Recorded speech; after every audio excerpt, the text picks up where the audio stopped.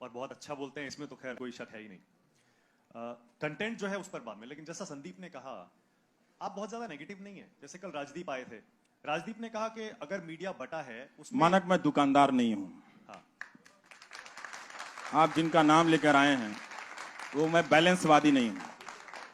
इस वक्त भारत का मीडिया भारत के अर्जित लोकतंत्र की हत्या कर रहा है। ये बात तथ्य है, ये सकारात्मक नकारात्मक की बात नहीं है। मैं राजदीप को सिर्फ इसीलिए कोट कर रहा हूं। वो आप राजदीप को कोट कर दें, मेरे एडिटर रहे हैं, आप किसी को भी कोट कर दें, लेकिन जो मैं अपनी बात कहता हूं वो मैं बात कहता हूं, और ये पॉजिटिव बात है। मैं मर्डर को आप मर्डर नहीं कहेंगे तो क्या कहेंगे? नहीं, वो ठीक है, मैं सवाल पे आ रहा हूं। सवाल मेरा ये था, जैसे राजदीप को और बहुत सारे लोगों को भी ऐसा लगता है कि मीडिया के बंटने के लिए दोनों पक्ष जिम्मेदार हैं। बिल्कुल गलत बात है, इसमें कोई संतुलन नहीं है। 90% मीडिया अगर एक तरफ हो जाए तो ये दुकान नहीं चलानी चाहिए कि दोनों तरफ के लोग बट गए हैं।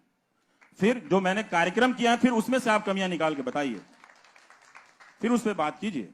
ये चला दीजिए कार्यक्रम और फिर उस पर बात कीजिए कि ये आपने चलाया। अच्छा, ये मत कीजिए कि आपने वो नहीं किया। तो मैं भारत का तो अखबार नहीं हूं भाई कि 300 खबरें लेकर रोज छप जाया करूंगा। मैं तो कोई एक ही करूंगा ना। तो जो एक किया, क्या उसमें संतुलन था नहीं था, उस पर बात कीजिए फिर। ठीक है, ठीक है, ओके। तो आपकी बातों से ऐसा लगता है कि आप कहते हैं कि सिर्फ मुझे देखिए, एक मैं ही हूं ठीक कर रहा हूं। ये शब्द आपने कहीं भी कभी भी इस शब्द का इस्तेमाल मैंने नहीं कहा है, ना मैंने अपने बारे में। आपने कहा ना टीवी देखना बंद कर दो, मैंने कभी नहीं कहा बंद कर दो, लेकिन मुझे देखो।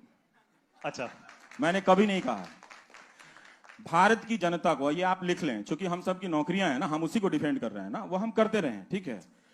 भारत की जनता को अब इस देश को बेहतर करना होगा तो सबसे पहले उसे इस देश की मीडिया से लड़ना पड़ेगा। लड़ने का मतलब पत्थर चलाने की बात नहीं कह रहा हूं। जनता का बहुत से होता है, अगर वो होगा तो कंटेंट में बदलाव होगा। अभी देश बहुत गरीबी से, बहुत समस्याओं से गुजर रहा है, उस पर बात करने की जरूरत है, उस पर बहुत बात करने की जरूरत है। और जब हम बात करेंगे तो मौजूदा सत्ता से ही हम बहुत अच्छा काम करा सकते हैं, बहुत अच्छा काम करा सकते हैं, ठीक है ना। और लोगों की जिंदगी में राहत मिलेगी।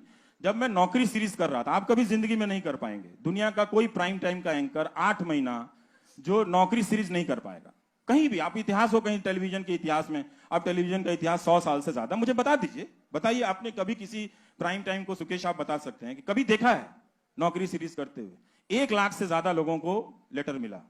वो कौन लोग थे? सारे मोदी के सपोर्टर थे।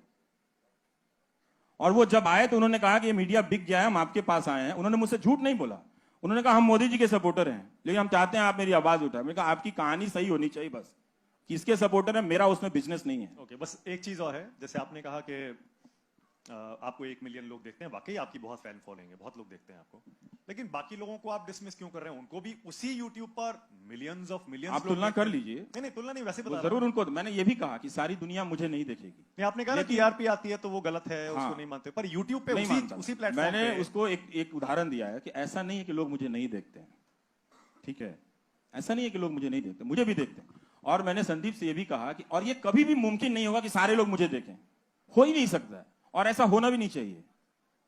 हर दर्शक को कम से कम 3-4 मल्टीपल सोर्सेज जाकर देखने चाहिए। आज के समय में अगर आप दर्शक हैं, सूचना को महत्व देते हैं, तो कम से कम 3-4 सोर्सेज को देखिए, अगर आप देख रहे हैं तो। और आप क्या देख रहे हैं इसका फैसला गंभीरता से करना पड़ेगा आपको। आप इस तरह से मजाक नहीं कर सकते। टीवी देखना कोई फुटबॉल देखना नहीं है। फुटबॉल कहीं ज्यादा जिम्मेदारी से देखते हैं, आप उस टीम को देखते हैं जो वाकई खेल रही होती है। अंत में आप देखते देखते वहां ट्रांसफॉर्म कर जाते हैं ना, कि आपका लेना देना तो है नहीं ब्राजील की टीम से, लेकिन आप क्यों उसमें ट्रांसफॉर्म कर जाते हैं। हमारे यहाँ मनोरंजन भारती 4 क्लबों का नाम लेते रहते हैं, ये बहुत अच्छा खेला, वो खेला, तो उनके गांव के तो खिलाड़ी हैं नहीं वो लोग, तो इसका मतलब है कि वो खेल में चले गए हैं, अब उस खेल का वो मजा लेने लगे हैं उसको लेके।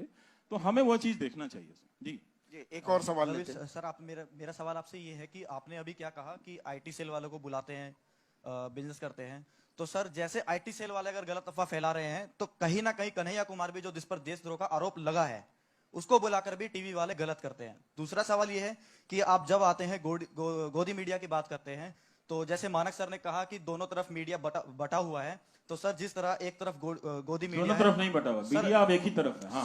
सवाल ये है कि जिस तरफ जैसे गोदी मीडिया है तो दूसरी तरफ लुटियंस मीडिया भी है, ये मानना पड़ेगा। ये जो आपने इस्तेमाल किया है वो ठीक इस्तेमाल नहीं किया है। जो गोदी मीडिया है वही लुटियंस मीडिया है, समझे? ये वही बात। 1 मिनट। और ये जो लटियन जर्नलिज्म का इस्तेमाल कर रहे हैं ना आप, ये आप जरा सा सर्च कीजिएगा, ये भी मेरा ही इस्तेमाल किया हुआ शब्द है। ठीक है। और मेरे दोस्तों से पूछ लीजिए कि पार्लियामेंट में खड़ा होकर मैं बोलता था कि ये लाल पत्थर पत्रकारिता है, यहां से निकल के वहां से लेके बाइट ले लो, इजी जर्नलिज्म है, लेजी जर्नलिज्म है। तो इसलिए आपने कन्हैया कुमार का उदाहरण दिया, 2 साल हो गए हैं, उस वीडियो का भी कुछ पता नहीं है, ठीक है। अब मुकदमा आ रहा है तो आप आरोप पे कह रहे हैं कि उसको कर देने के लिए, ठीक है। तो वो बुलाया गया था, आप टीवी वालों से पूछिए क्यों बुलाया गया था, इसलिए बुलाया गया था उसका पक्ष जानने के लिए, ठीक है, उसका पक्ष जानने के लिए। अगर कोई नारा लगा देने से, इस देश में सुप्रीम कोर्ट का कानून भी तो है, देश का कानून भी है, वो देशद्रोही नहीं हो जाता। वो नहीं होता तब भी लोग उसको देशद्रोही कह रहे हैं। नहीं, यहाँ पर भी रवीश एक और दिक्कत हो गई है, ये देशद्रोह, राजद्रोह और देशद्रोह में फर्क ही मिट गया है। आप सरकार के खिलाफ आवाज उठाएं, राजद्रोह कर रहे हैं, आप देशद्रोह नहीं कर रहे हैं, पर ये अंतर मिट चुका है आज की तारीख में। मतलब अब तो आज का अगर माहौल होता तो लोग इमरजेंसी के समय सुप्रीम कोर्ट जिस तरह से झुक गया था उसकी आलोचना ही नहीं कर पाते, आज का अगर माहौल होता तो। लेकिन तब आलोचना हुई थी, खन्ना साहब एक जज थे जो खड़े हुए, तो उनका इतिहास में नाम है ना, इसीलिए चीफ जस्टिस नहीं बन पाए, इसीलिए चीफ जस्टिस नहीं बन पाए, क्योंकि वो खड़े इसलिए नहीं बन पाए। लेकिन तब लोगों की निगाह थी कि सुप्रीम कोर्ट में कुछ गलत हुआ है, और आज जनता चली आती है कि आप क्यों बोल रहे हैं। तो जब सोशल ऑर्डर खत्म हो जाएगा दोस्त, तो फिर आप एक जर्नलिस्ट के रूप में परफॉर्म नहीं कर पाओगे। एक और सवाल लेते हैं जी।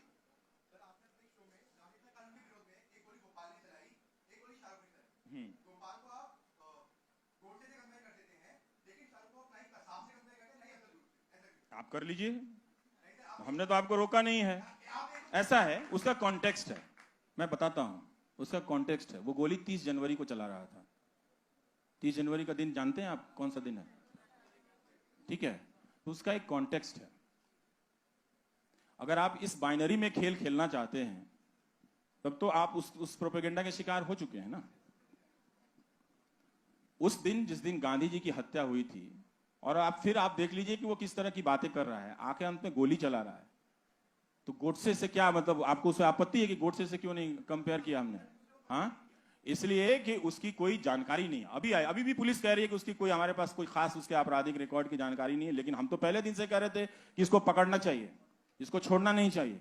ये कैसे चला आया, मैं तो खुद ही दंग रह गया था कि ये हालत हो गई है। क्योंकि आपने पहले जो 2 लोग गोली चलाए थे तो उसके समक्ष पक्ष में लोग खड़े हो गए थे। आपने वो देखा था कि जब उस लड़के ने गोली चलाई थी वहां पे, तो नाबालिग है ना, तो उसके पक्ष में कितने लोग खड़े हो गए। आप उसके पक्ष में बात कर रहे हैं। एक मिनट अब एक और सवाल सर एक क्वेश्चन लास्ट 2 क्वेश्चन। पत्रकारिता की बात हमेशा होती रहती है, आप बताइए हम किस चीज को पत्रकार माने? एक पक्ष दिन भर मोदी की तारीफ दिखाता है और रात में वही प्राइम टाइम में एक तरफ बुराई दिखाई जाती है। तो पत्रकारिता का असली मतलब आज आप बता के जाइए कि सच दिन भर मोदी को दिखाए। आपका जो हाल है आपको तो जिंदगी भर नहीं बता सकते हम। नहीं सर, हमें पता है ना, पत्रकारिता का मतलब हम भी पढ़े हैं सर। ऐसा है दोस्त, दोनों तरफ का दिखाना चाहिए। वो किस तरह का प्रोग्राम है। अब ऐसा है कि आप ये भी जानते हैं कि मेरा एक बहिष्कार है, ठीक है ना? नहीं, मेरा बहिष्कार है, नहीं उससे कोई फर्क नहीं। तो मैं लोकप्रियता के दबाव में अपनी बात थोड़े, ऐसा थोड़ी है कि मैं छोड़ दूंगा कहना। कमाल है, यही चीज तो हमें समझना है कि एक दिन हमको अपने फैन के खिलाफ भी बात करना पड़ेगा। और मैं तो कहता हूं कभी किसी का फैन नहीं बनना चाहिए। आपको पता है ये लाइन किसने कही थी? और आपको पता है मैंने अपने ब्लॉग पे क्या लिखा है? कभी रवीश कुमार मत बनना। पढ़ा है आपने? पढ़िएगा, है ना? हाँ, एक्चुअल मतलब क्या होता है, न्यूज का क्या मतलब होता है, एनालिसिस का क्या मतलब होता है। हमने कहा ना कि आप वहां तुलना कर रहे हैं। आपने ये नहीं बताया कि वहां कौन सा प्रोग्राम चल रहा था, यहां कौन सा प्रोग्राम चल रहा था। वहां 2000 के नोट में नकली चिप बताए जा रहे थे, जीपीएस, उससे तुलना करना चाहते हैं आप? नहीं सर, बिल्कुल। तो किस चीज से तुलना करते हैं आप? उदाहरण देकर बात करते तो आपका सवाल और अच्छा हो सकता था, मैं फंस भी सकता था जी। एक और सवाल ले लेते हैं, लास्ट उदाहरण नहीं दिया। वो आप इधर बैलेंस वाला करने लगे। वही मैं जो मानक से कह रहा था, मैं दुकान नहीं चलाता हूं, मैं अपना करता हूं। तो अगर आपको मुझसे सवाल पूछना है तो मेरे शो पे रिसर्च कीजिए। क्या मेरा शो आलोचनाओं से परे है? बिल्कुल ही नहीं है, बिल्कुल नहीं है। अब एक और सवाल क्या हो सकता है? आप बताइए कि 10 लाख लड़के जो अलग अलग परीक्षाओं में फंसे हुए हैं और उनको नौकरी नहीं मिले, उस पर मैं 6 महीना करता हूं, तो एक तरफा कैसे है दोस्त? आखिरी सवाल रवीश, आपके गांव कस्बे जहां से आप आए हैं, यूनिवर्सिटियां बर्बाद हो गई हैं, अगर मैं 30 दिन उस पे करता हूं तो उसमें क्या एक तरफा है? किस चीज का एक तरफा है? सर एक क्वेश्चन है सर, आपने पार्टीशन की बात की। जब भारत बना आजादी के बाद, ऐसा भारत हमारा विजन बहुत ब्रॉड था। हम गुटनिरपेक्षता की बात करते थे, लेने से ज्यादा दुगना देने की बात करते थे, पंचशील। लेकिन उसके बाद हमने इमरजेंसी भी देखी, कई सारे ऐसे फेजेस भी देखे, ग्लोबलाइजेशन भी हुआ, और आज की हालत हम सब जानते हैं कि ऐसा नागरिक भी हम सब विश करते हैं एक कम्युनिटी को देश से बाहर निकालने का। तो सर ऐसा क्या हो गया कि हमारे देश का नेचर ही चेंज हो गया है? हमारा वो ब्रॉड विजन क्यों खो गया, इतना नैरो विजन क्यों हो गया है सर? हम देखिए, इसके कुछ हिस्से का जवाब टेक्नोलॉजी तंत्र से दिया जा सकता है, एक नया तंत्र जो खड़ा हुआ उससे भी दिया जा सकता है। लेकिन हम लोग ये समझते हैं कि 15 अगस्त 1947 को भारत जिस रूप में आजाद हुआ, जिन सपनों के साथ आजाद हुआ, वो उसी दिन पूरे हो गए, ऐसा नहीं था। डेमोक्रेसी जो है वो कभी भी एक पैकेज प्रोडक्ट नहीं है। वो आज आपने सबने मिलकर जिस रूप में बनाया, हो सकता है कल वो खत्म हो जाए, तो आपको रोज इसको गढ़ना पड़ता है। कुम्हार की तरह रोज आके उसको मिट्टी चाक पर रखनी पड़ती है और उससे रोज बर्तन बनाना ही पड़ता है, उससे रोज दिया बनाना पड़ता है। तो एक दिन नहीं है, इसलिए है कि हम कभी कभी भटक जाते हैं, भटका दिए जाते हैं, और कई बार हम अपनी जिम्मेदारियों को बहुत लापरवाही से लेते हैं। लापरवाही से कि जनता को देखिए, मतदाता और नागरिक में बहुत फर्क है। आप मतदाता, आप मतदान कर दीजिए आप, लेकिन जैसे ही आप मतदान केंद्र से लौटते हैं आप मतदाता नहीं रह जाते हैं।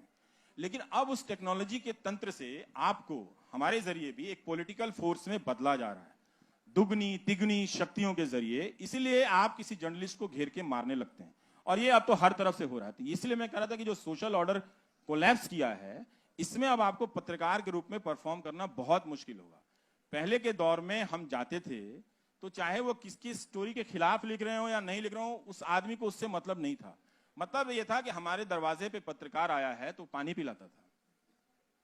तो लेकिन अब जब लोगों को पॉलिटिकल फोर्स में बदल दिया गया है, पॉलिटिकल पार्टी के लोग, उससे एफिलिएशन रखने वाले लोग, प्रधानमंत्री की डीपी लगाकर लाने वाले लोग गालियां दे रहे हैं उसमें, तो एक मंजूरी दी जा रही है। तो इस तरह के हुलिगनिज्म को कभी भी मान्यता नहीं मिली थी। राजनीतिक दल में ऐसे तत्व थे, जैसे शहाबुद्दीन का उदाहरण है, यूपी में भी बहुत तरह के इस तरह के डॉन हुए, इस तरह के बाहुबली होते थे। ये एक नए तरह के बाहुबली सिस्टम है जो आपके डेमोक्रेटिक इंस्टिंक्ट को, क्योंकि संभव है ना कि आपको नौकरियां नहीं मिले तो एक दिन आप सड़क पे खड़े हो जाएंगे, तो वो दिन ना आए, इसलिए इसकी तैयारी की जा रही है कि कभी भी वो सवाल आगे आ ही ना पाए।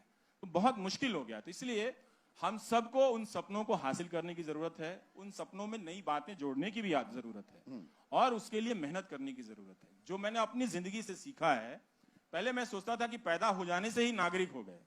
अब मुझे लगता है कि नागरिक होने के लिए जितनी मेहनत करनी पड़ती है उससे कहीं ज्यादा आसान तो आईआईटी की परीक्षा है। ये बहुत ही टफ काम है, हमने इसे बहुत हल्के में लिया, और ये कोई बड़ी बात नहीं है। हर दौर में लोग फिसलते हैं, हर उस दौर के बाद लोग संभलते भी हैं, और अपनी तरह से देश को, दुनिया को, समाज को गढ़ते भी हैं। तो कहीं ना कहीं पत्रकारों को भी गिर रहे हैं, गिरकर अब संभलना होगा। वो नहीं संभलेंगे, लेकिन नहीं संभलेंगे भी। वो तो मेरे लिए बहुत अच्छा दिन होगा। थोड़ा ऑप्टिमिस्ट हम रहते हैं। और आपको जो बातें कही रवीश ने, थैंक यू सो मच, आपका बहुत बहुत शुक्रिया। आप आज